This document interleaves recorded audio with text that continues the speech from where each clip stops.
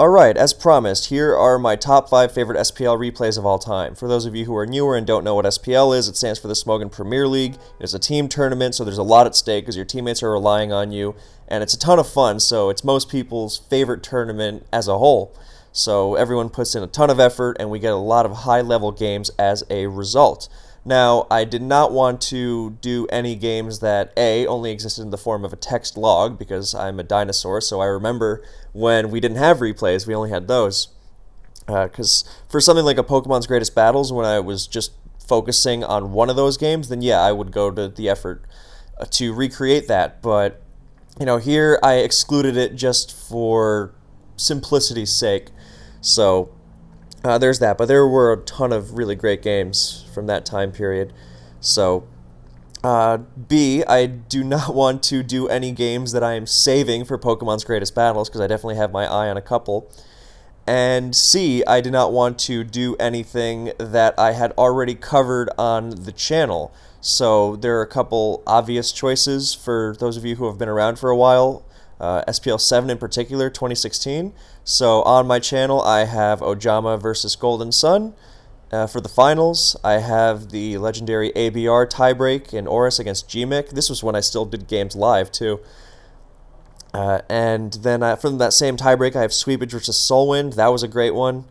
And then I have a regular season game of Sweepage versus Blunder in Oris, which was just a great game as a whole. So yeah, and Martial Law versus Malekith. This one is probably not as hyped in most people's minds, but I really enjoyed this one. So if you're into good DPP, then check that one out too. Anyway, so another note before we get started is that since we have a lot of games to get through, I don't think I can really afford to be as meticulous and detailed about every possibility of every turn of these battles that we're going through, or else we'd really be here all day. So, we're gonna be detailed, of course, but to a reasonable extent, even for me. And finally, the way I chose these games was a mix between quality, of course, hype factor, just either it was a player matchup or it was an important game regarding the season, that contributes a lot, or it just had some sort of X factor that I personally really enjoyed. So, here we go. First battle is Dice versus Kratos Mana, aka Anti, which is what I'll be referring to him as, in GSC of Week 9 of this past SPL. It was played on March 8th, 2020. So, Anti's team, the Classiest, is barely scraping to get into playoffs, and this game was a major deciding factor. I think it was the deciding factor. And it's GSC, and Anti was a new player to the tier, but he was really killing it throughout the season. And Dice was established as a GSC player as well. I mean, not like a main GSC player, but he knows the metagame. So these are two experienced GSCers, successful GSCers, going at it. So, Riku thunders Snorlax. It's got a weak in it, and Snorlax just fires off a very safe double edge. So now Riku's got to get out of there, go to Cloyster. This just definitely feels more like a sports... I'm like the main sports guy who announces it and tries to give it some sort of hype. Of course, I'll pause it when it's time to give some detail. What was the guy who... The former Reds player on baseball... Joe Morgan, I think, who would analyze why the hitters were doing what they were doing and such. But yeah, so Cloyster comes in. It's a good Snorlax switch. It gets up the spikes, and that's exactly what it's going to do. Eats double edge pretty well, and Anti throws out a Lovely Kiss, which is huge. Lovely Kiss Snorlax is devastating. It's hard to fit sometimes, but taking Cloyster out of the equation is huge if he's got Rapid Spin. He just fires off more double edge, seeing what Dice has to offer. So now that Cloyster is slept, then Golem has a very free Rapid Spin. It comes into Snorlax. It's worth taking an Earthquake because Anti's going to have another option of dealing with Earthquake Snorlax. And getting the spin off and not having to deal with it at all, especially because Cloyster hasn't burned a sleep turn, so the next time Cloyster comes in, it's guaranteed to sleep at least one turn, and GSC sleep, it takes a long time, so that was a really big Lovely Kiss. And he gets rid of the spikes immediately, and then once he sees Dice has Body Slam and Earthquake, it's very unlikely it's a double-edge Earthquake. Like a Fire Blast all-out attacking Mixlax is going to have double-edge, but if it's got Body Slam and EQ, it's not going to have a fire move. So he goes to his Fortress, gets up spikes, and Toxics the Snorlax. So everything's going really well. And then he goes to Iguanodon 6, incidentally, whose question sparked this video. So it's all connected. Anyway, so then Snorlax blows up the Suicune because it's on its last legs, and it's not going to be breaking through anything else if it doesn't do it now. So it takes out the Suicune, and Curse Boom Snorlax, its main target is Skarmory. That's what it wants to be hitting. So when it booms on Suicune, I mean, nothing's going to not like dealing with Suicune, but the traditional Curse Boom Snorlax partner is Heracross, and Heracross needs Skarmory, so that's potentially devastating. Now Dice reveals his own Golem, and Fortress comes back in, and is going to threaten it out with Toxic, maybe Giga Drain, and just gets the spikes right back up. So here comes Riku, not coming close to a KO. So Dice makes a not coming close to a KO with Thunder, so if Fortress stayed in, it could have exploded. But Dice makes a nice move because if Fori does explode, then it takes out the sleeping Pokemon. So, actually no, that wouldn't have been good. He wants the sleep fodder. I take that back, because he wants the sleep fodder around, so that would have let Snorlax Lovely Kiss something else. The reason that was a good move is because Golem or Snorlax was coming in, and those are the Pokemon that Cloyster can try to wake up on. Now, Cloyster is guaranteed to sleep here, and Ante plays very aggressively. He's got a very bulky team, but there's no reason you can't play aggressively with a bulky team as long as you're smart. So in a situation like that, where Cloyster has to try and come in and burn a sleep turn, then he just removes it entirely, so Dice's spikes are completely gone. So that was a really great move from Ante. And now with no spikes, then Snorlax is a nightmare for Electrics to break through as Dice reveals his second. Of course, he's not going to have to do it all on his own because Riku is a staple on bulky teams. So it comes in, and Zapdos reveals Thunder Wave, which definitely implies that this last slot is something like a Machamp or a Heracross. Heracross was already obvious, but something like a Machamp that enjoys paralysis support, because Zapdos often paralyzes opposing Electrics, Riku, or opposing Zapdos. And then you just leave them alone, you don't touch them so they can't rest, and then your slow sweeper is able to power through them without having to take their attacks. So again, Fori coming in on Golem, just throwing out very safe Toxics. Dice hasn't shown anything that can absorb them. But Dice isn't giving up yet as Golem comes back in on the Snorlax. We don't know what set it is, but there's no reason to risk Snorlax when Fortress is a good switch to it. And eventually Fortress is going to crumble to Earthquake, but Dice, there's still some time before that. So in the meantime, Golem is getting worn down as well by spikes, and if he spins, then he's not taking HP away from Fori. So he spins, gets some more lefties, forces spikes back up from Ante, who wanted to spike, because Toxicking as Riku came in would have been useless. So Spike was just safer. Now he Toxics again, Dice lets his Zapdos get Toxic, so Riku didn't rack up Toxic and spikes if not necessary.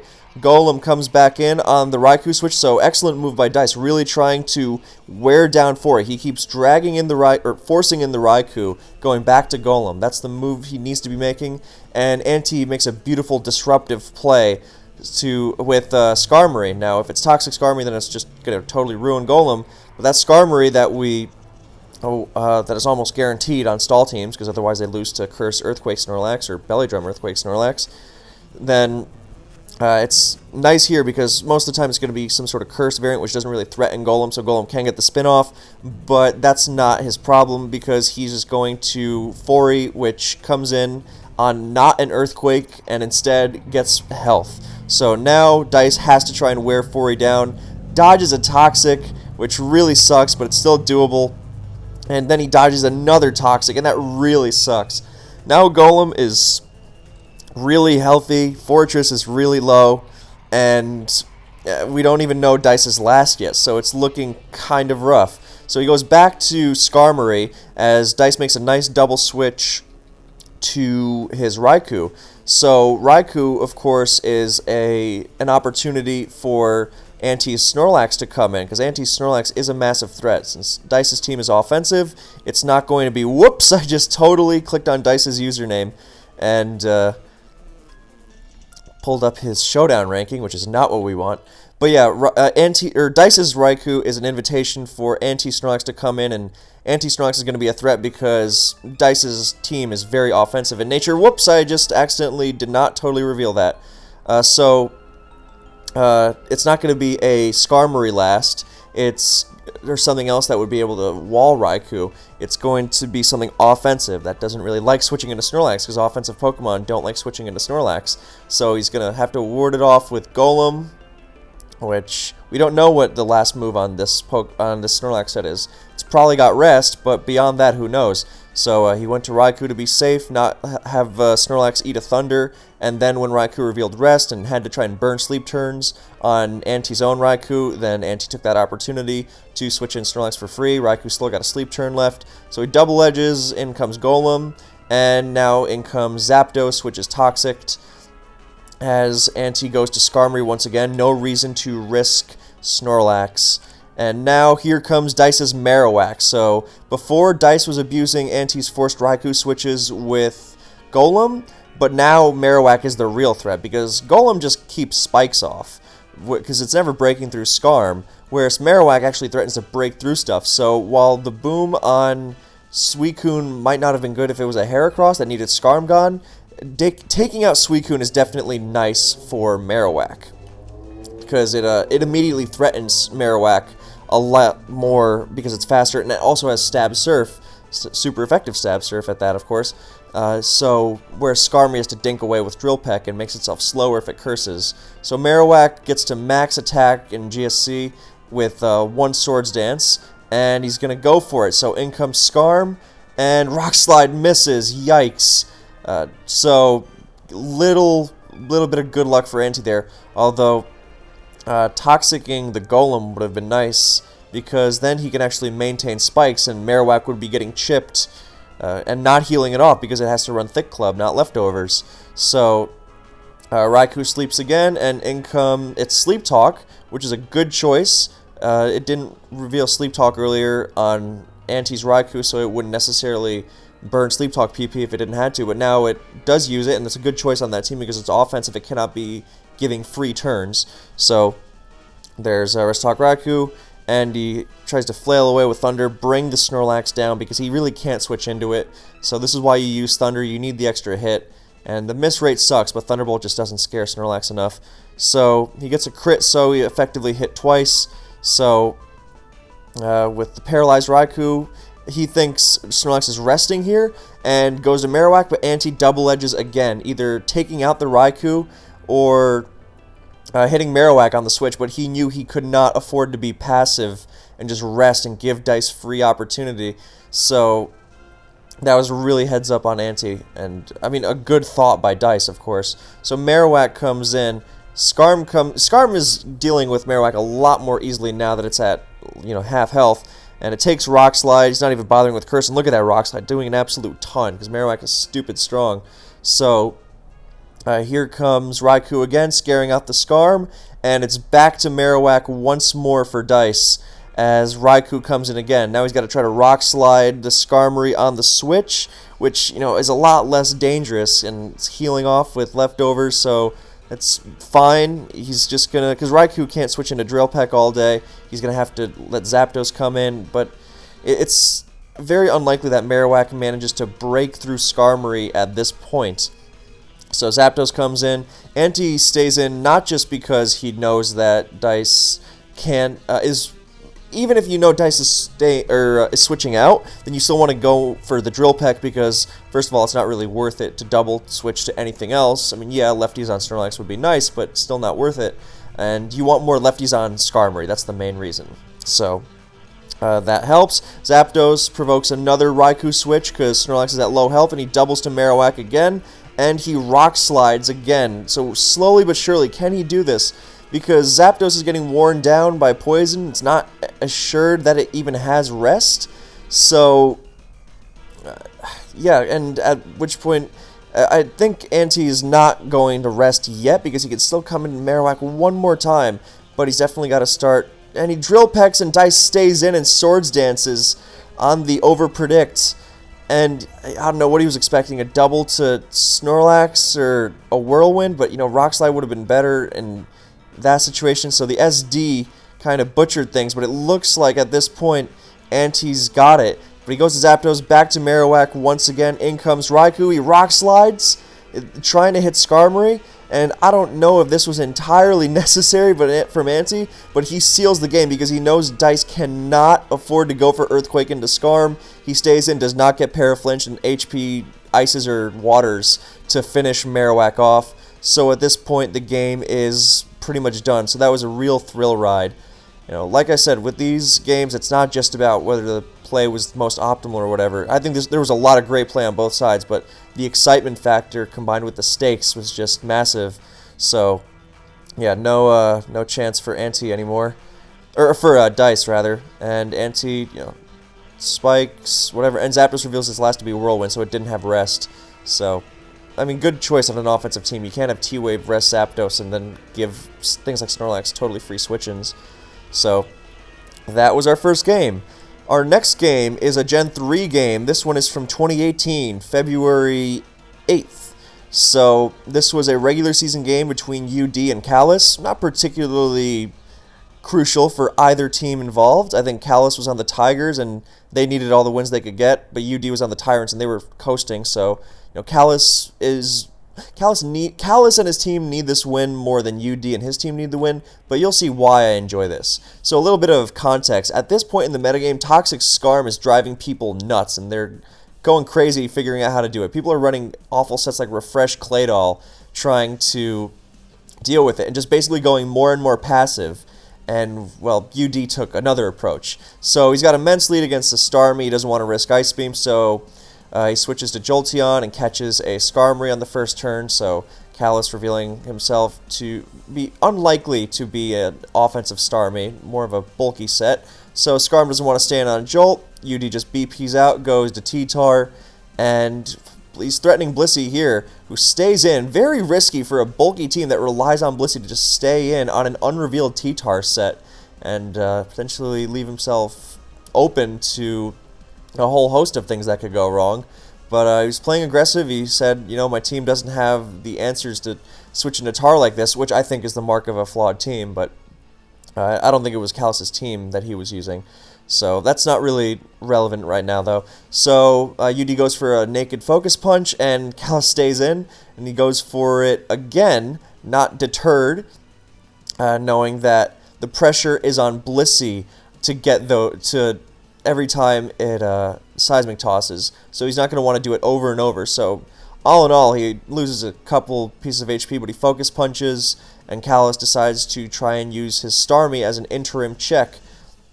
So he goes for a Surf, doesn't come close to KOing, and UD fires off a Crunch and takes it out. So cool set. I think he was running Fire Blast and Crunch in his last two slots, so he was a dangerous threat to offense and stall alike. A Swiss Army knife of a T-Tar set. So Doug comes in, finishes T-Tar off, but Starmie's been taken out, and that's helpful. So in comes Mence again.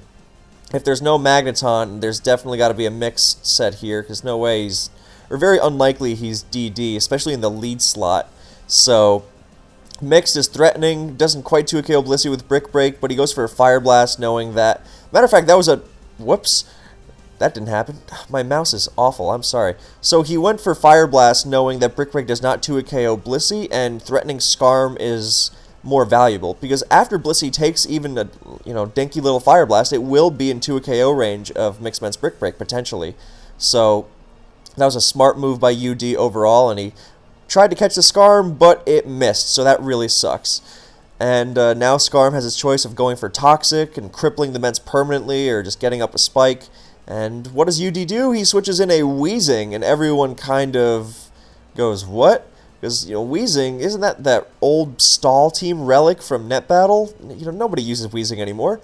And turns out, UD was using Weezing because it completely blanks Toxic Skarmory, obviously, and unlike other poison types, it has Levitate, so it does not care about Spikes or Earthquake or Dugtrio's Arena Trap.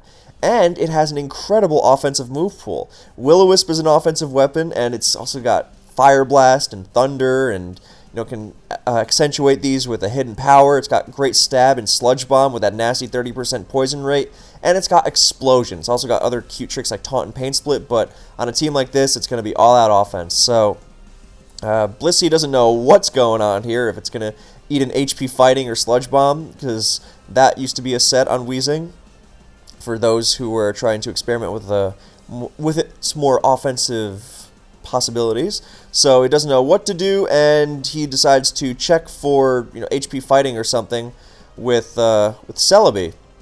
So Kallus definitely running a very bulky team. UD does not want to get into this one-on-one when he can just go to Metagross and threaten it out. So, but you see here, with its combination of special attacks and explosion, then Weezing poses a massive threat, and it's not getting worn down either. So Celebi comes in, UD just ships the Skarm a little with Meteor Mash. So imagine if that Fire Blast hit, but no matter. Celebi comes in, UD just fires off a very safe Will-O-Wisp, doing 12.5% to anything, even the natural cure pokes. It might not seem like a lot, but that could definitely make a difference later, especially with Pokemon who you often just barely hang on against, like Mixments.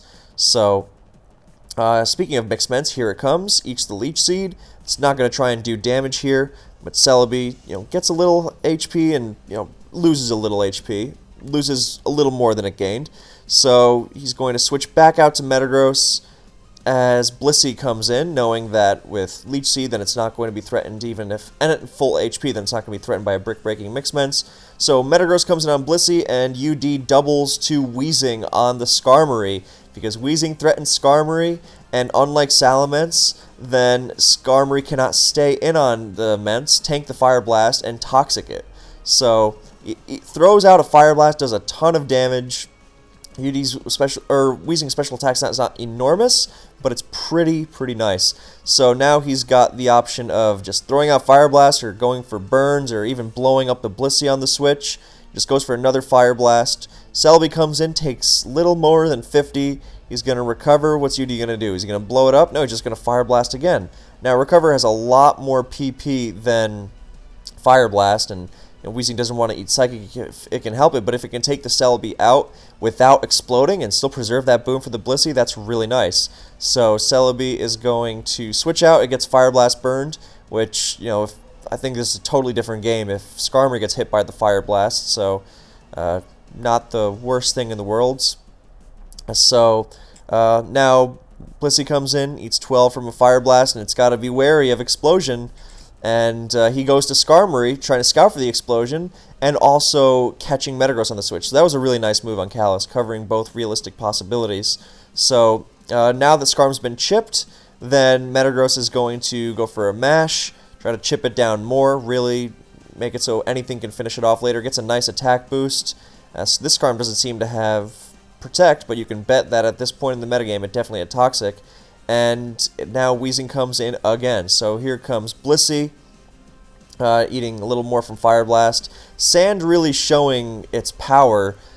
Even once T-Tar is gone, then Blissey taking these little dinky Fire Blasts, and they're sticking. It's going to have to manually soft-boil these off. You can't just heal them off like you would without Sand, and that's a big source of pressure for offense. So for those of you not too familiar with Advanced, then the power of permanent Sand, and why everyone undisputedly ranks T-Tar as the best, it's because of things like this. So anyway, he goes for the Will-O-Wisp, playing it safe. Blissey does not immediately threaten Weezing, again, because it is not weak to Toxic.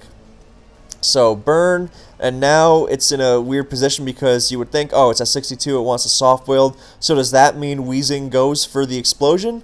Nope, UD does not blow up just yet. He goes for another Fire Blast, trying to KO the Skarmory as Kallus tries to absorb the boom. See, UD has all the momentum here because he is not pressured by the Blissey.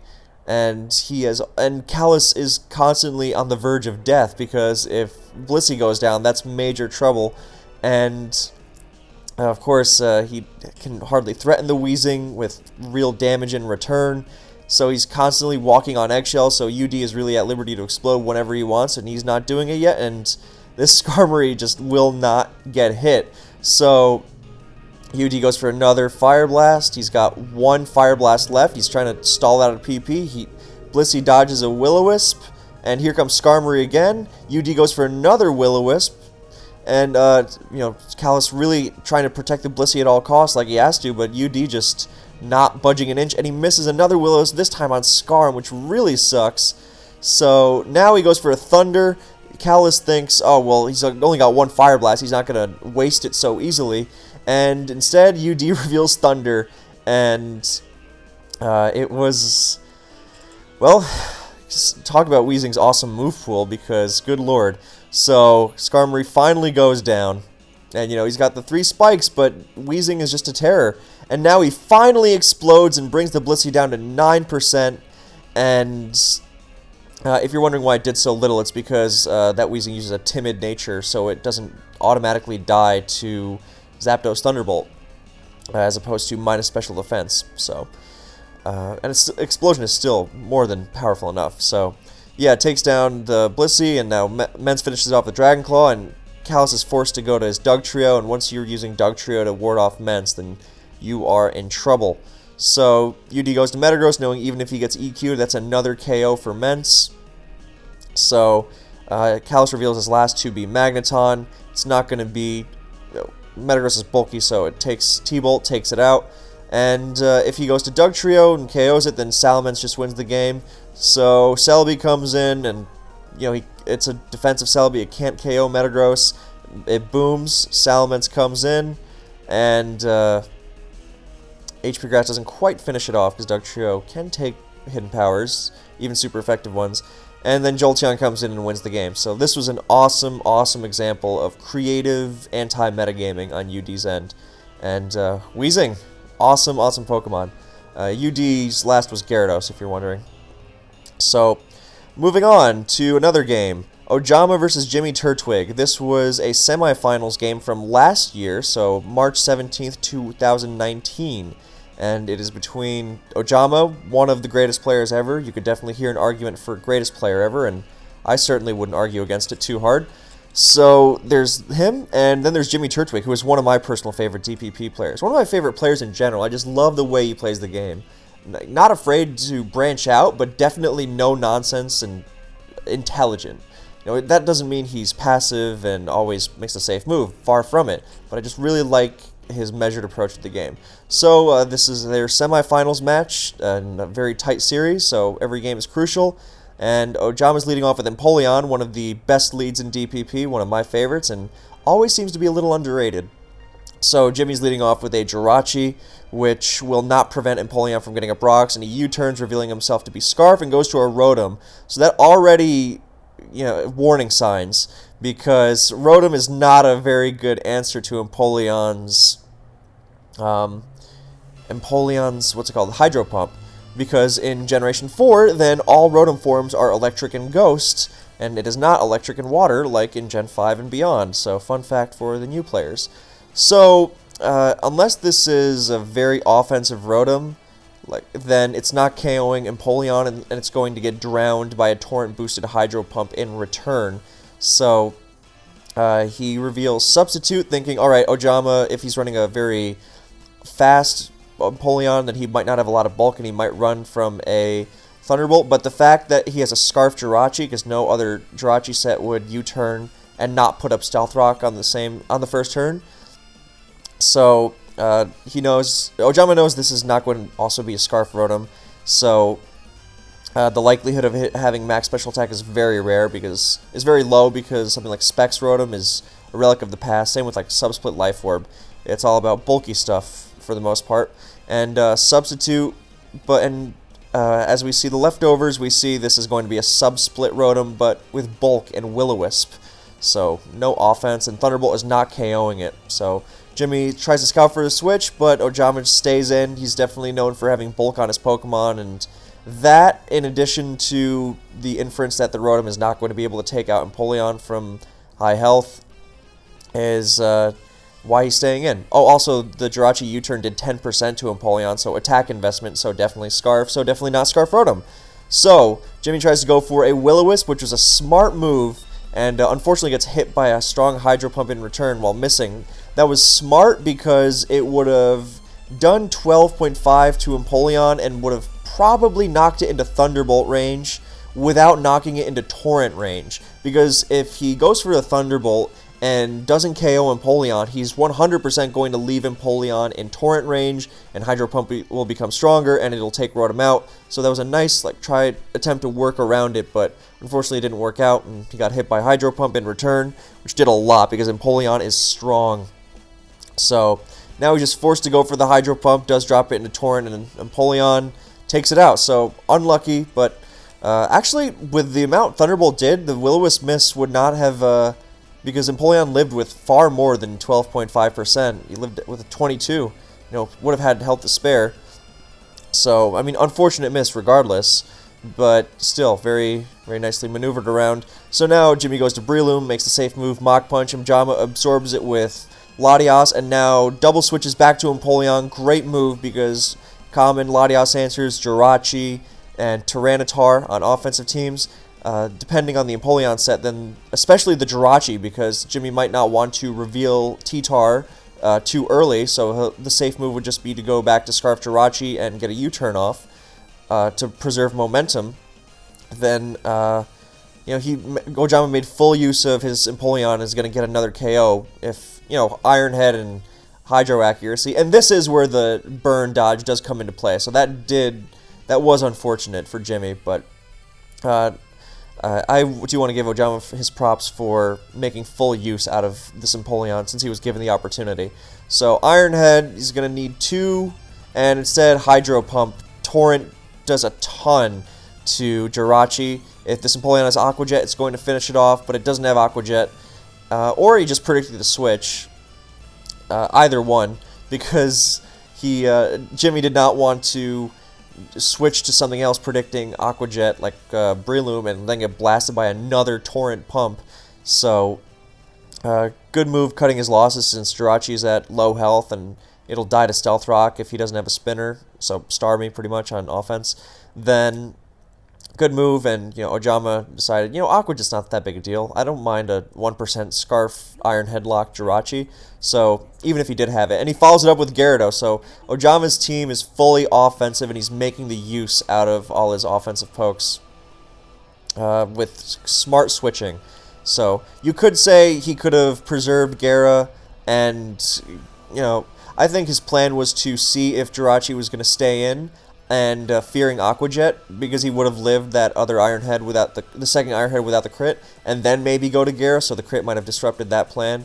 But either way, he's still in a very, very good spot, because Gyarados is at full health, there's no Stealth Rock, and he's taken out Rotom, and he's pretty much taken out Jirachi, and he's gotten a Brox while Jimmy hasn't, so this is a good scenario for him. So Latias comes in, and Ojama goes for a DD. Now, we don't see lefties on the Latias, so definitely some sort of choice set, either Scarf or Specs.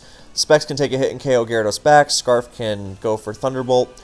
This Empoleon lead is not as fast as Azelf and Arrow leads, so this kind of Gyarados is less likely to be some sort of non-lefty set like Wackenberry or Life Orb, usually Wackenberry, so probably a more bulky offense team that enjoys switching around, so Leftovers Gyara, so it doesn't want to risk the Scarf T-Bolt Latias, but Ojama has the classic DD Gyara partner, Pursuit Tar, and it removes Rotoms, but it also removes Latias, so that's what we see here, and we see a big Choice Banded Pursuit from Tar. So Ojama came packing a lot of power, and he grabs another KO. Now his T-Tar is low on health, but still fine. So here comes T-Tar, and since Jimmy has not revealed Stealth Rock yet, Stealth Rock on Scarfrachi is a very old relic, then he knows that this T-Tar is almost certainly going to be the Stealth Rocker, so he does not have to fear eating a Choice Band Crunch from him. And Trick Room Bronzong is a killer against offense teams, especially weekend offense teams with a dead Rotom, no Latias. Breloom can take a hit and Sleep Closet, and that's pretty much Jimmy's only option here. But with Jirachi dead, so is T-Tar, Breloom, and a last. So Ojama's team's still in very good shape comparatively, and he's got both Trick Room Bronzong and DD Gyara, so they together are able to, and not to mention a Latias, we don't know what set that is. If it's Scarf, he's got a Scarf Latias, a Trick Room Bronzong, or any Latias is great. So with these healthy, bulky Pokemon, then they are very likely to be able to stop whatever offensive threat Jimmy might try to mount a comeback with. So Breloom does come in. Bronzong's not going to KO it without exploding.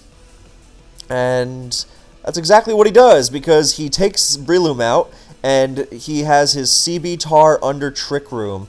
So this is a really nice strategy, especially against offense, because you can either go for the clean yourself with Bronzong, or you can grab a KO with Explosion and then send out a CB Tar with 3 turns of Trick Room.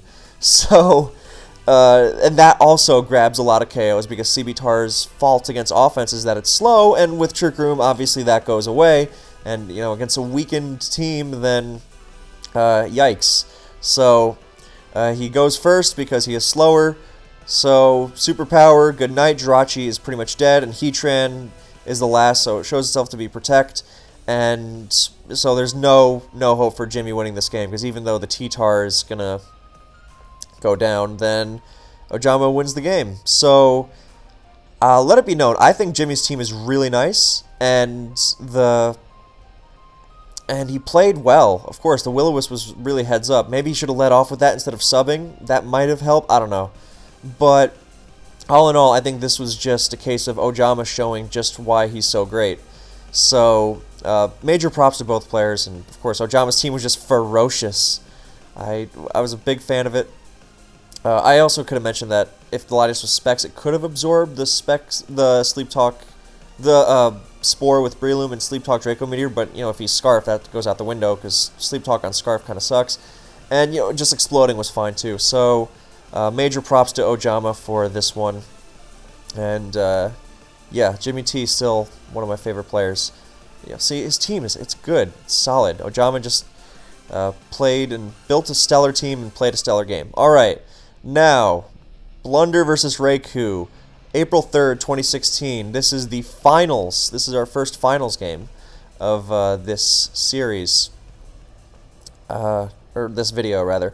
It was in a very tight series between Blunder's team, the classiest, and Riku's team, the Sharks.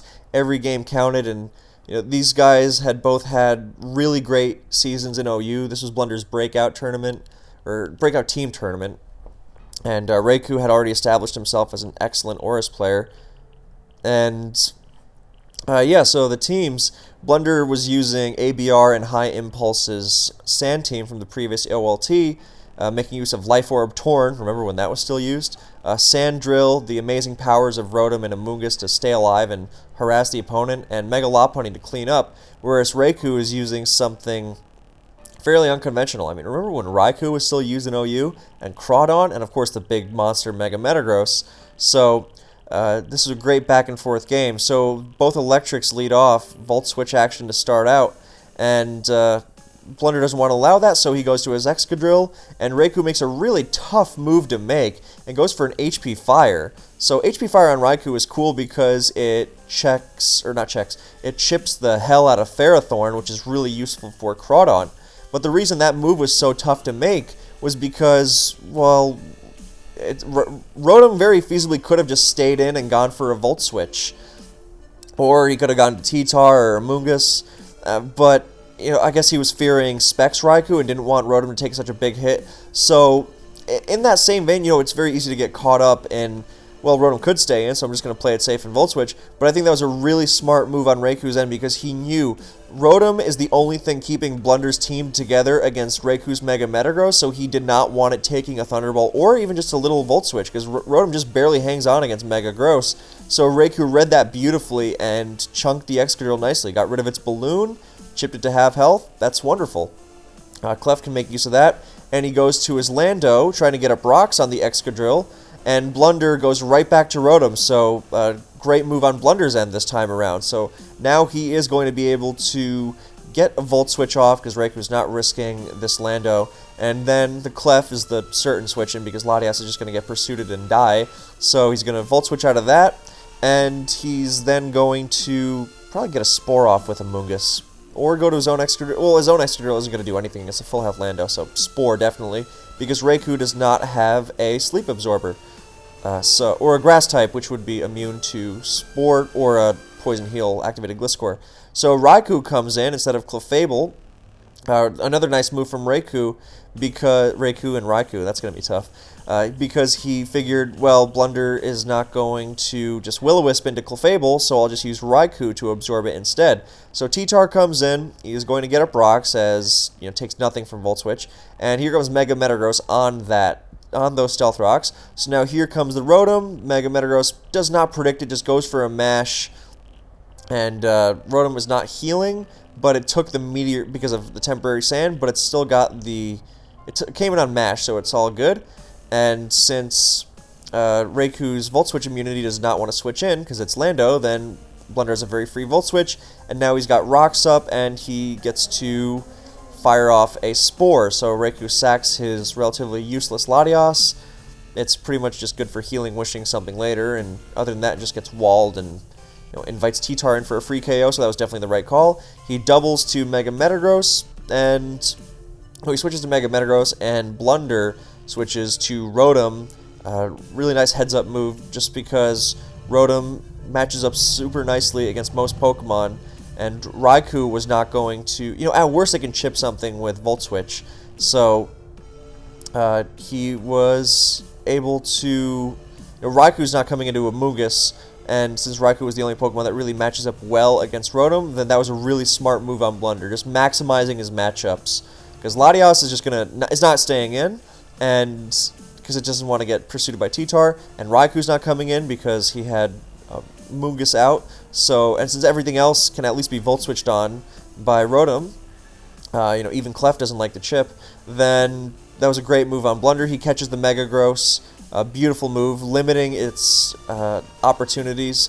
And here comes Clef, and now here comes Torn. So Blunder goes for a taunt, prevents a soft boiled because Life Orb Torn can actually use non-attacking moves, and he knocks it off and shows the Life Orb. So Thunderbolt not doing very much, and so he's really crippling the Clef, and that was nice because it would remove Raiku's Volt Switch, or not Volt Switch, Assault Vest, and because that was the most common Raikou set, and Specs would have done a lot more to Excadrill.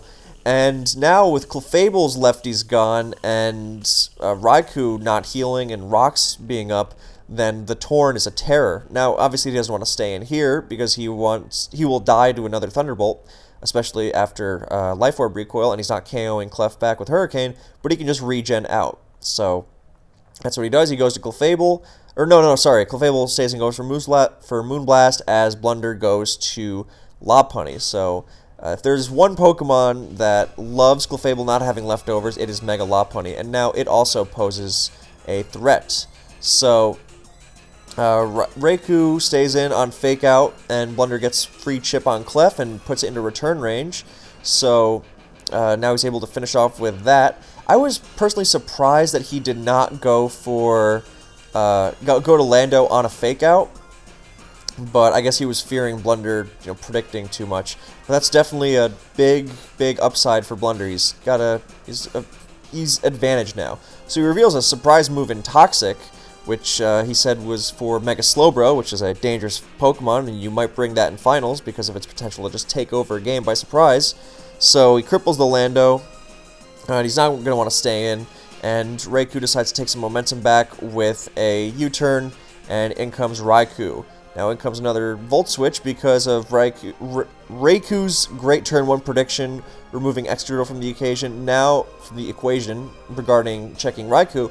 So now that he's got rocks up, he can get some chip on his own and start to equalize the game. Here comes Metagross, massive threat. Now Rotom's still healthy, but Riku now puts the prediction on and Thunder Punches it. Doesn't do a ton, but with rocks up, it's still a good amount, and now Rotom has to be wary of it next time. Of course, with Clef gone, then Raikou is not a ideal switch, but Blunder goes for Pain Split, just trying to stay healthy. But with its HP being very close to Raikou's, then it gets more HP out of leftovers than the Pain Split, although it did chip Raikou for like 1%. So I think preserving Clefable would have been really nice, but that's not what Riku did. I think he was just afraid of Lopunny running away with the game if he Ice Punched the Lando switch, but I think he wasn't going to be taking risks like that, at least with the Fake Out turn. So here comes Amoonguss. He's Thunderbolting, trying to dish out some damage, does not Volt Switch. Figures that, chip on Amoonguss might be nice if he can, potentially set up a Crawdon sweep if it's Swords Dance, because Rotom's already getting worn down, and Swords Dance Aqua Jet would blow through Excadrill, and Lopunny is chipped too, and Torn is chipped, so if he can wear down Rotom and Amoonguss, and Crawdon gets a Swords Dance, then Crawdon would win the game on its own. So, he does get chipped with HP Fire on the switch, so maybe that Thunderbolt was not the most well-advised, but I think Volt Switch was a little safer because he's not risking Rotom, but you don't know when Blunder just going to pull something unexpected, so I think Volt Switch was still fine on it, but, that was the move Riku wound up going with, rather. So, Meta goes for another Thunder Punch, looking for Rotom, and Blunder plays it safe and just sacks the Torn. So, Rotom comes in again, and now Riku decides to go on the aggressive himself, or to dial up the aggression himself, and just stays in Thunder Punches, so now Rotom is in danger of Crawdon. Not to mention Metagross itself, if Latias can Healing Wish to it, if it can wake up quickly before T-Tar KOs it, because it's got one turn of sleep left, so if it comes in on Amoonguss and T-Tar comes in, then he needs to wake up the next turn, because it can't wake up before that. So, Blunder tries to maintain momentum with Volt Switch, as opposed to going for a risky Will-O-Wisp, or, a not well-advised Pain Split. So he chips the Metagross, which is nice, and now it's in range of Lopunny. So, what Lopunny does is... Sorry, going a little fast. Oh, whoops, sorry. Alright, so what Lopunny does is forces in Riku's Lando, and if Lando goes down, then Blunder's Sand Rush Excadrill can pose a massive, massive threat. So, alright, here we are. So, it depends on how he wants to answer this Lopunny. So, because Lando is almost surely Rocky Helmet, so it's going to chip it with it, and now that we know that the Lopunny does not have Ice Punch, then it can take a couple hits with Intimidate. So, what Blunder does is make a really heads-up move and go back to Rotom as Lando comes in. So, what that did is rack up extra Stealth Rock and Poison damage on Lando, so the next time it comes in, it's definitely dying to 2 returns. So, he did not need to risk Lando taking Lopunny with it. Instead, he will take down the Lando with Lopunny and still have Lopunny alive, and that's a major difference. So, Riku comes back in, trying to eat a Thunderbolt, or a Hydro Pump, rather, which it can with Assault Vest and, threaten in return, but Blunder does not take his foot off the gas. He Volt Switches again, brings in Lopunny once more, and now it has a free return and is going to take Lando out. So that was really, really nicely done. As you see, it's just barely in range for the second return here, so that extra switch was just beautiful. So here comes the big threat, the Crawdon, because Rotom's in trouble, and he's pretty much got to not give it a Swords Dance, because then it will sweep the entirety of his team.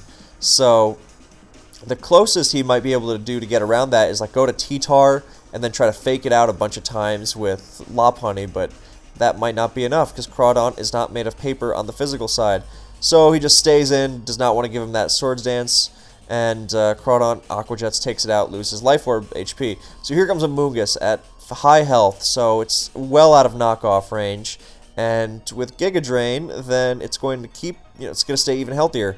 So Latias comes in, he plays it safe, and all he's got to do is not have this Latias wake up super early, or pretty on this next turn, like we said earlier. And now, instead, it wakes up, and in comes the Metagross. So, yikes, because Rotom is dead, and Excadrill does not come close to KOing it from full health. So, Blunder is forced to sack something. He sacks the Rotom.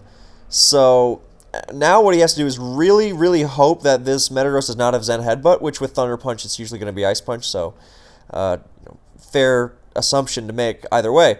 But yeah, now the Amoonguss takes the Ice Punch and Spores. So now what he has to do is hope that the Metagross sleeps for 2 turns. Not this turn, but 2 more after this. because the sand runs out, because it was probably Choppleberry as opposed to Smooth Rock, because Mega Alakazam is a threat. So is regular Alakazam. But, yeah, so there's that, and see, that was the first turn he guaranteed to sleep. Now Metagross is able to wake up, and if it wakes up and KOs the Excadrill, that's the game. So he slept the first turn, he slept the second turn, now he's really got to hope that he stays asleep one more turn, and he does, which, you know, fair after the Latias is early wake up, let's say. So goes down, and now it's all down to Crawdaunt doing Crawdaunt things. And the thing is that with Amoonguss taking the earlier Metagross Ice Punch, then it is, you know, in knockoff range. So the first move is to go to Amoonguss because, you know, he needs the. I was actually thinking about it, kind of surprised. He goes to Amoonguss knowing that there's no reason.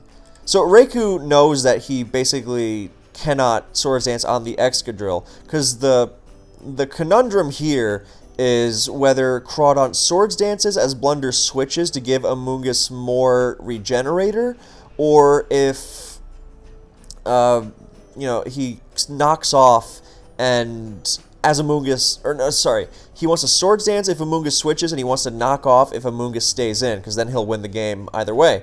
So he knew he was going to have that situation against Amoonguss no matter what, so he wasn't going to bother trying to predict against the Excadrill, because that would be stupid to try it there. So Blunder was aware of that and went to Amoonguss and got extra, what's it called? An extra Life Orb hit, which might help him out if he has to sand and Life Orb stall it later. So that was really nice. So now it's the big one. Is he gonna... You know, is he going to knock off? He's trying to analyze how Blunder's been playing so far. Is he going to knock off as Blunder switches for extra regen? Or is he going to Swords Dance as Amoonguss stays in? It all comes down to this. He Swords Dances and Amoonguss stays in and Giga Drains, and that is the ball game. So, incredible game from both players. Really, really beautifully done by Blunder. Might be one of his best games ever, if not the best. So that was an amazing one. So that was number 4. And now before we get into number 1, I'm going to give you a bonus game because I'm just really nice.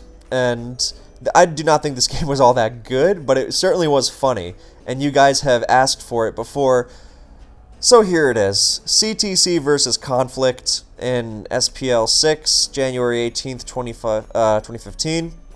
So Conflict is running a fairly generic Stolly team. Roserade is less seen, but absorbing Toxic Spikes is nice. Setting Toxic Spikes is nice. And having Sleep, those are all good things. So it's like Amoonguss, except it also sets Toxic Spikes. You know, obviously not very good in the longevity department because no Regenerator. But he has Jellicent for Keldeo, so.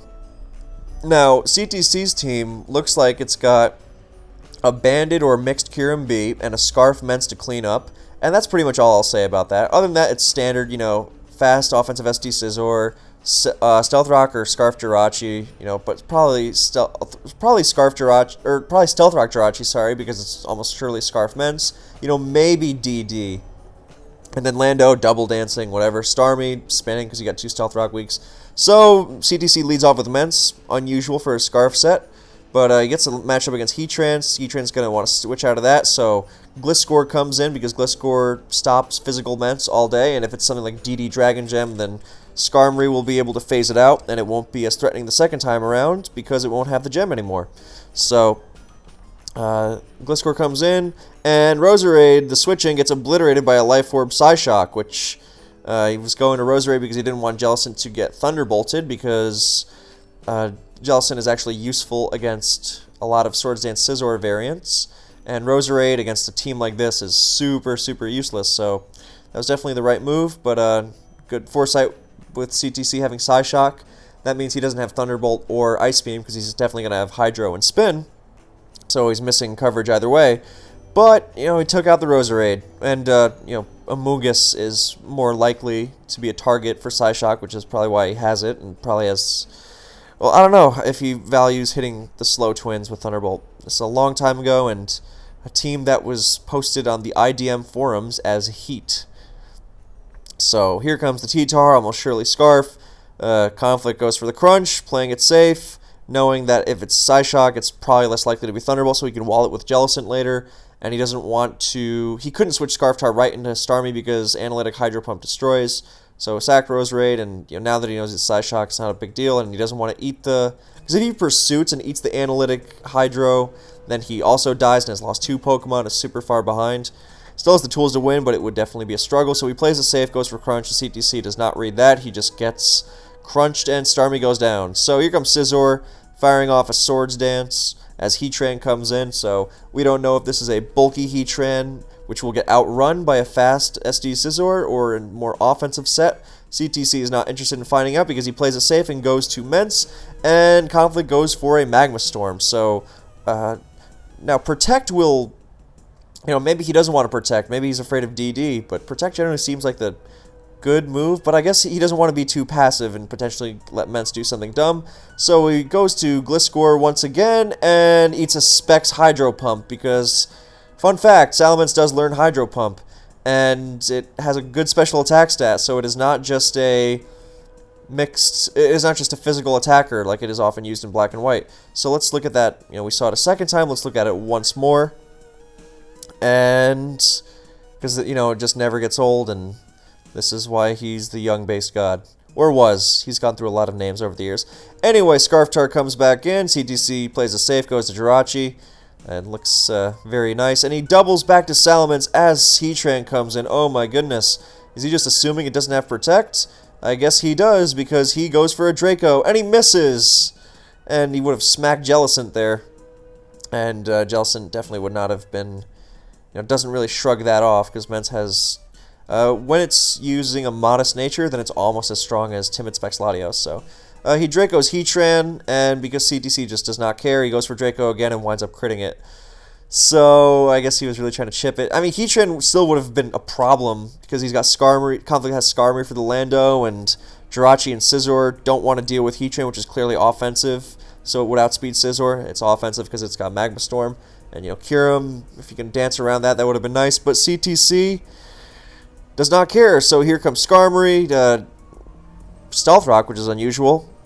Jirachi is going to have the standard offensive set this time. So lots of Iron Head and Icy Wind, and slows down the Scarf Tar. And he's going to go for Thunder because CTC's forced to switch, and Jellicent is going to drop. So now his only hope is to go for a Thunder Miss. But CTC sees the Jellicent is low, and just Iron Head's trying to finish it off, which is roughly similar odds to beating Jellicent with Thunder, ironically, and KOs the T-Tar, and that's the game. So the entire point of CTC's team, I believe he said, was lore, physical stuff with Specs Mence, and clean with a surprise Scarf Kyurem Black, and SD Rock Polish Lando T, which also has physical checks. So, in that way it worked. So that was our honorable mention, and we'll go to our final video now, or battle.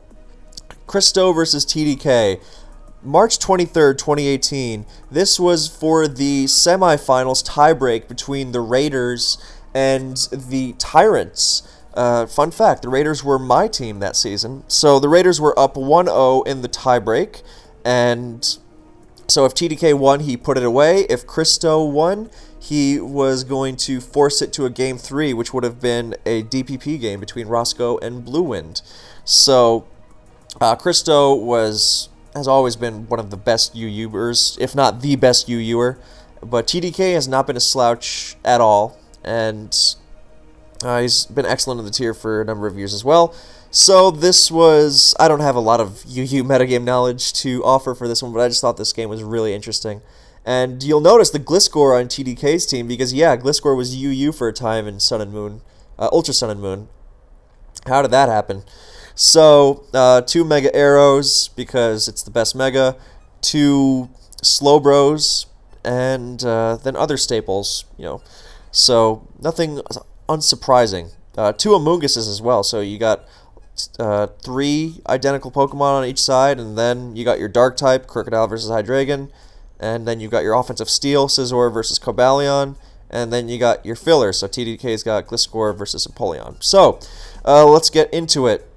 Empoleon lead, Amoonguss lead, so he wants to get off a Spore if he can help it, because If Christo goes for Stealth Rock, then he will get his Empoleon spored, and if he tries to block the spore with his own Amoonguss, then he will not get up Stealth Rock. So nice move on TDK's end.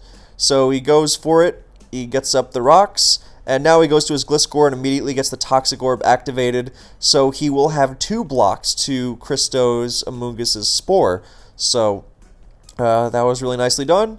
And of course Christo has Stealth Rock, so he's just fine with that. So what's the answer? Is it going to be Slowbro? No, he goes to his Mega Arrow and does not care about Earthquake. So Mega Arrow has a Tough Claws boosted Ice Fang.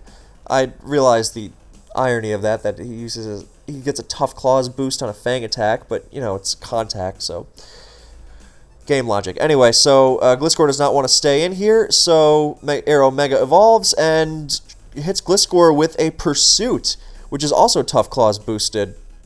So he's got that's a little bit of chip, but it can really make a difference.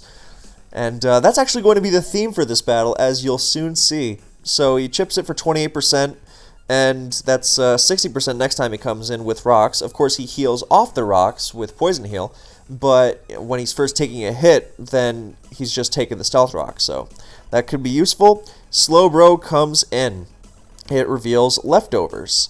So we don't know what kind of Slowbro this is. Calm Mind, some sort of support stuff. Not important. Empoleon comes in. TDK makes a nice double switch back to Cobalion, reading that switch, which was very safe from Christo because he's sleeping with Emp, so he doesn't have to risk a Scald Burn like Amoonguss would. And Cobalion is going to scare out the Empoleon. Whoops, sorry. Trying to get this out of the way. So yeah, TDK makes the nice switch to Cobalion, and he's going to scare it out and get up rocks on the switch. So very nicely done there, and Christo answers with his own Slowbro. So now he's going to get to fire off a Scald, which TDK cannot block the burn from, but he goes to Hydreigon, and he will be able to not get burned. So now we don't know what kind of Hydreigon this is. You know, Scarf would make sense because it's the standard Hydreigon set, and it would be another source of speed on TDK's team. So he just goes for Dark Pulse, playing it safe, doesn't want to let Slowbro stay in and fire off Scalds. And, you know, Christo's Dark Resists are, well, just Crocodile, because Empoleon doesn't resist, Scizor doesn't resist, Arrow definitely doesn't want to switch in. Crocodile is not a great Hydreigon switch, so he's just pretty much forced to pivot with Amoonguss with Regenerator, which is fine, but he's still going to take a pretty nice hit with Stealth Rock up, so he'll have dented that Amoonguss a little, which can be useful. Now, he doesn't want to take anything from Amoonguss, you know, a Sludge Bomb Poison or anything, so he just goes to Gliscor, and he roosts up, and Spadef Gliscor is an absolute monster, as I'm sure anyone who's ever played against it will attest to, so even a super effective Giga Drain is nothing with the power of Poison Heal as well. So now he fires off a knockoff and knocks off Amoonguss's Black Sludge. So while Amoonguss is healing its health and will be fine with Regenerator, then it's losing Black Sludge. So that Scarf Dark Pulse spam from Hydreigon looks pretty nice. So Aerodactyl comes in on another Roost, and it's going to Pursuit Gliscor again. So, you know, Gliscor doesn't really love that Pursuit, but TDK will definitely take it if it means wearing down the Arrow slowly through Stealth Rock. You know, if he prevents Empoleon from getting off Defog, you know, we don't know if the Scizor is going to defog or if Arrow's going to defog, but if Arrow's defogging, then it's not chipping Gliscor, and, you know, he's probably going to get a decent amount of opportunities with Cobalion to get the rocks up again, so. And Christo's Cobalion switch-ins, mainly Slowbro and possibly Amoonguss, because nothing else likes taking a close combat, then those are not defogging, so he will be able to get and maintain the Stealth Rock for a while to wear away at Christo's team. So in comes Slowbro once again, and he double switches to his own Aerodactyl, and so, whoops, sorry, my mouse is a little excited. So another nice move, TDK not playing passively, he's not letting Empoleon come in for free, so Empoleon so far has slept just the one turn, which was the first turn after, it's the second turn of the game, first turn after Amoonguss spored it, and so TDK is giving it very little room to wake up safely. So he makes another nice double switch to Arrow as Empoleon comes in, and not letting it come in for free and, you know, burn sleep turns for free. and have to deal with the annoyance of switching into Scald, because he's already got to deal with the annoyance of switching into Slowbro Scald. It's a lot more annoying if he has to deal with a second Scald user. So nice teams on both ends. I really like their strategies. So Empoleon, with just one turn of sleep, does not want to risk staying in on Mega Arrow and eating an Earthquake. So what is TDK... Whoops, sorry, I keep getting those in the way. So we'll get back to that turn once more. And am I out of music? Yes, keep watching. Come on. So what's he gonna do? He's gonna also pursue the Empoleon for a nice chunk with the Tough Claws boost. So because Empoleon, to my understanding, runs Special Defense Investment, which its typing is more acclimated to. So that Pursuit, while non-stab, is still really stinging off of Arrow's high attack stat and Tough Claws boost, and you know, on the Switch is effectively as strong as a Crunch. So nice chunk on Empoleon. And yeah, so now something like a Gliscor Earthquake will actually threaten to KO the Empoleon, so that's useful. So here comes Scarf Crocodile, which is the standard, I believe. I mean, it can run other sets, but that's the most... like Hydreigon, Scarf is the most basic set, and on a team like this, it gives the team a lot of speed, so useful. And it, of course, threatens Arrow with Stone Edge. So what Christo tries to do, he intimidates it, so he tries to Pursuit, catching Arrow on the Switch, because it doesn't, you know, we're not sure if TDK has defog either. So if he can Pursuit the Arrow on the Switch, as we see here, Pursuit does 25, so on the Switch it would have done 50, and he might have just died to Stealth Rock, you know. And if he definitely would have died the time after that unless he roosted. But if he roosted, then he was letting Scarf Crook in even freer to finish the job.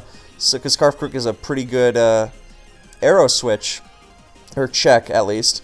So he could have definitely put that Arrow away, but TDK reads it, does not run from the Stone Edge, stays in, goes for an Ice Fang, gets a freeze. So that freeze is obviously irritating to Christo, but the big part of that was, of course, reading the Pursuit and chunking the Crook, because now either if the Arrow didn't have Roost, then it was just going to take the Crook down. Or if it stayed in, or if it switched out, then Arrow was still in, not in limbo, but in action. So he was not... freeze obviously sucks, but we'll see how much it ends up impacting the game. So Crook runs, which it probably was going to do if he was not frozen anyway, and TDK goes for a Pursuit again. So I just want to look over this sequence again. Pursuit, Ice Fang, and now the Crook gets pursued as well. So we've got a lot of pursuits going on here. Now here comes Scizor. Arrow switches out, and it gets pursued, which at -1 attack, you know, if it had Fire Fang, it threatened the Scizor, but it didn't want to just... TDK didn't want to just get bullet punched either. So nice move from Christo. And so there's pursuit all over the place. And Arrow gets trapped, goes down, but you know, it's still more than anyone's game, since TDK's Gliscor looks to be irritating, and Scarf Crook is more or less not nearly as much of a threat now. So in comes the Hydreigon, firing off another Dark Pulse, and Crocodile just gets used as a Dark Pulse sack, which I think was going to happen either way, because Amoonguss, without its Black Sludge, does not want to come in. I mean, if it wanted to, it could have come in here, whether or not Crocodile was frozen. So nothing else was really switching in. So yeah, that's what happens, and Crocodile goes down. So Scizor comes in. Is he going to Pursuit again? No. He's going to U-turn and takes Rocky Helmet Chip, so getting worn down even further, as TDK's Amoonguss does not have Black Sludge, instead has Rocky Helmet to further wear down the opposition. So Scizor U-turns out, in comes Empoleon trying to burn some turns, and Amoonguss stays in and just tries to Giga Drain to get some health back on the Empoleon, but Christo makes a nice move going back to Scizor, which is getting worn down more by Stealth Rock and the ensuing Giga Drain, but now threatens with another annoying U-turn / Pursuit. If he pursuits and Amoonguss switches out, then it's very likely he KOs it. So Gliscor is a good switch into U-turn, but he doesn't want to toy with his Gliscor. Cobalion is more resistant to it, and Cobalion is less valuable overall with Slowbro in the mix. So here comes the Slowbro, and Hydreigon comes in, eating a Scald, this time getting burned, so he's only taking 6% because this is Gen 7. Amoonguss comes in at full health and eats a big Draco Meteor, so TDK not going for the Dark Pulse, he's going for as much damage as he can muster, because Empoleon doesn't want to switch into that Pulse. So he does a lot to the Amoonguss, and now an interesting switch from both sides, as TDK goes to Cobalion. He was just trying to switch into the Amoonguss and threaten it out, and Christo double switches to his Arrow. He was trying to get the Gliscor and pursued it, or, Ice Fang if he feels it's staying in, but probably pursued it because TDK is likely to just switch out to Slowbro, because even if he stays in, we don't know what the last is, and with Earthquake and Knockoff, he's not threatening the Arrow. So that was a really nice move, not going to Gliscor there, because it meant that Christo could not double switch to his Arrow and pursued it again and wear it down. And instead he went to Cobalion, which similarly threatened Amoonguss, but was not vulnerable to the Arrow double. So really nicely done there. Instead, Christo's got to switch out, and that's another crucial Stealth Rock turn on Arrow. So really, its window of being able to come in and do something relevant to TDK's team is closing. So TDK makes a nice move and doubles to his Amoonguss for more Regenerator chip, and gets it in on Christo's Slowbro, which is, of course, a sturdy Cobalion counter. So Amoonguss comes in, and TDK is not going to just Giga Drain into it, he's going to Hidden Power and chunk it just a little bit. So he Hidden Powers again, he chunked Amoonguss just a bit, and now Empoleon comes in. So it wakes up, goes for Scald, trying to burn the Amoonguss, gets it, so that's going to be irritating, but not necessarily a backbreaker, as Giga Drain does very, very little, but it's chunking Empoleon more and more, so that could be big in wearing it down, so TDK Slowbro could potentially do something, which is looking like right now it's the combination of Slowbro and Gliscor that's the most threatening to Christo's team, and he's got to watch out for Christo's own Slowbro, but he's got the options to deal with it, like Knockoff from Gliscor, and potentially a faster Spore or Clear Smog from Amoonguss, and who knows what his Cobalion's up to. So Empoleon being able to Toxic Slowbro would be a pain, but being able to chunk it now would, is going to help a lot. So now Christo does have his Spore block, and he's going with Amoonguss, so he's going to go back to it, and TDK makes a great move, not falling behind, and going to Cobalion. So now Slowbro is here to wall it all day long, and he goes to Gliscor on the Slowbro, either not risking Spore from the Amoonguss on his Cobalion, or catching the Slowbro and crippling it with a Knockoff, but he doesn't go for the Knockoff. Christo goes for one more Arrow switch. Actually, he's going to get two more because he didn't eat Knockoff. He'll eat the next Stealth Rock hit at 1%. And he roosts up back to full, so this pursuit is going to be just a minor hindrance. And now he goes to his own Slowbro and fires off his own Scald. No, he doesn't fire off his own Scald looking for a burn. He doubles back to Gliscor. Another great move from TDK, because now Arrow can only come in one more time. It's not going to be threatening with Pursuit, because Gliscor is going to get another round of Poison Heal. It can roost it up later against Amoonguss, and nothing else wants to come into Earthquake, because Empoleon dies, Scizor dies, Amoonguss doesn't want to switch in, and Slowbro, doesn't mind Earthquake, but gets knocked off, and that can be crucial. So Arrow comes in one more time, 1%, TDK goes for an Earthquake, not risking it, and that's fine, because now Arrow is down unless Empoleon removes its own Stealth Rock. So now TDK goes for his Scald and gets his own burn in return, so I think that's fair. Christo Slowbro got a couple. So now TDK's Amoonguss will be able to threaten it and or beat it one-on-one. So he goes to Cobalion. He was expecting I think he was expecting Christo's Amoonguss to come in on TDK's Amoonguss, but that's not what happens. He just goes for a Torn boosted Scald. Cobalion barely hangs on, it won't die to Stealth Rock either, that's relevant, and doesn't get burned. And in comes Amoonguss instead of Slowbro, and eats a close combat. So I'm not sure he's trying to. I think he might have been trying to prevent Slowbro from taking a Swords Dance boosted Z move or something, and was just going to try and finish it off with Scizor. But he stays in, and Cobalions' Iron Head turns into Corkscrew Crash and does not quite take the Amoonguss out, but down it goes. And that's potentially big. So now with Arrow down, then Gliscor is a threat, and he doesn't have anything to really safely switch into it since Arrow dies, so either way something was going down.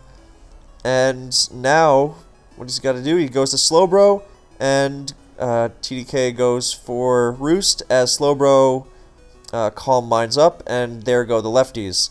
So TDK is going to try to outspeed the Slowbro, get the Spore off, get the Clear Smog, but Christo's is faster.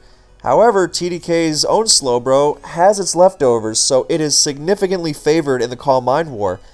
And they seem to be speed tying, which is kind of funny. So it might have been a speed tie against Amoonguss too, because I can't imagine that TDK's Slowbro and Amoonguss don't have the exact same speed stat, because they have the same base speed. So Christo's going for Psyshocks, trying to break through Slowbro's defenses, but it's not working out. So TDK's just healing off and counting the opposing Psyshocks. It's at 10 right now, and he goes for Scald, gets his burn. So he's definitely looking favored here, because once Christo's Slowbro goes down, then TDK's Gliscor should clean up. So Christo's not going for Scalds, he's going for Psyshocks, and with lefties and the burn on the opposing one, then TDK finally crits with Scald, which sucks, but in the long term he was definitely favored. I guess Christo is going for more backbreaking Scalds, but he's got to win a speed tie after that, or he just if he doesn't win the following speed tie after he crits Psyshock, then he's if it even KOs from a certain range. So because if he's doing 32, he's doing around 31, 33, so 35 on a high roll, so I guess it depends, but I don't think he was favored in that at all. So if I'm wrong, correct me, but it seems to me that the lefties non-burned Slowbro had the edge against the burned non-lefties Slowbro, especially when going for Psyshock crits was not necessarily a winning play. I think it was a good play, to go for it, but maybe you burn it first. I don't know. Could be here a lot longer than we already have been to dissect that, but I think TDK was favored there. So Empoleon comes in, goes for Defog, and Arrow's going to have one last stand, and Scizor is going to come in and U-turn. So Arrow comes in, and off the U-turn, because that had to be used to KO the Gliscor, or the Slowbro, so TDK's Scarf Hydreigon comes in, and now Christo has to make a choice because, well, I mean, the game's pretty much over, because if Scizor comes in, it dies to Dark Pulse, and then Aerodactyl comes back in and also dies to Dark Pulse. So the Scarf Dark Pulse finishes Arrow off, Scizor comes in, it has to Bullet Punch because otherwise it will die to Dark Pulse, and TDK's Gliscor comes in, it is at full health, so something like a double crit might win, because he can't Roost Stall Bullet Punch's 47 remaining PP. So what he does is the smart move, he goes to Knockoff, which will put Scizor in range of Earthquake. Look from the damage Knockoff did, it might have been in Earthquake range anyway, but you never know. And this is the safe move, and now with Poison Heal recovery, then even a crit Bullet Punch is not going to come close to taking it out, and TDK wins a Thriller. So, those have been my 5 plus 1 favorite SPL replays that I have not covered already, have existed in replay form, or am going to cover in the future on Pokemon's Greatest Battle. So thank you guys so much for watching. I hope you enjoyed this as much as I did. Hope you learned something from it. I hope you were entertained. So, thank you for watching, and I will catch you next time.